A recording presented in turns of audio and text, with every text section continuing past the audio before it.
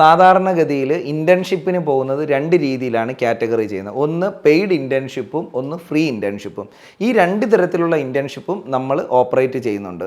Paid internship എന്ന് പറഞ്ഞാൽ കുട്ടികൾ വിസയ്ക്കും അവരുടെ അവിടുത്തെ ഇൻഷുറൻസിനും ടിക്കറ്റിനും ക്യാഷ് മുടക്കിയായിരിക്കും പോകുന്നത്. പക്ഷേ അതിൻ്റെ 3 ഇരട്ടി കുട്ടികൾക്ക് സ്റ്റൈഫൻഡ് രൂപേണ അവർക്ക് ലഭിക്കുന്നതാണ്.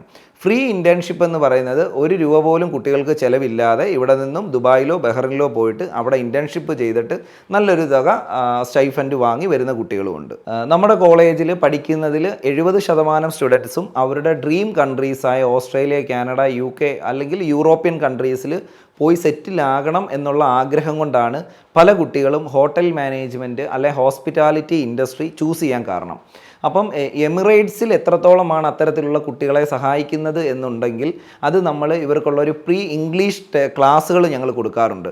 കാരണം ഇവർക്ക് ഈ 3 വർഷത്തെ ക്ലാസ്സിന് ശേഷം UK മറ്റുള്ള രാജ്യത്തേക്ക് പോകണമെങ്കിൽ ഇവർക്ക് IELTS പോലുള്ള സ്കോർ ഇംഗ്ലീഷ് ടെസ്റ്റുകൾ പാസ്സായിരിക്കണം. അത്തരത്തിലുള്ള ടെസ്റ്റുകൾ പാസ്സാകുന്നത് ഹോസ്പിറ്റാലിറ്റി ഇൻഡസ്ട്രിയുടെ ഒരു ഗുണം എന്ന് പറയുന്നത് മെഡിക്കൽ ഇൻഡസ്ട്രി പോലെ ഒരുപാട് മാർക്കുകൾ വേണ്ടി വരില്ല. കാരണം ജസ്റ്റ് ഒരു 5.5 ഇത്തരത്തിലുള്ള സ്കോറുകൾ വാങ്ങിക്കുന്ന കുട്ടികൾക്ക് സിമ്പിളായിട്ട് UK കാനഡയിലേക്കും പോകാം.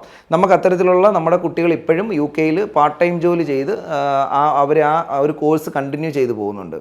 അപ്പോൾ അത്തരത്തിലുള്ള കുട്ടികൾക്ക് നല്ല രീതിയിലുള്ള സപ്പോർട്ടും സഹായവും പഠിക്കുവാനുള്ള യൂണിവേഴ്സിറ്റി ചൂസ് ചെയ്യുന്നത് വരെയുള്ള കാര്യങ്ങളും നമ്മൾ ചെയ്തു കൊടുക്കുന്നതാണ്.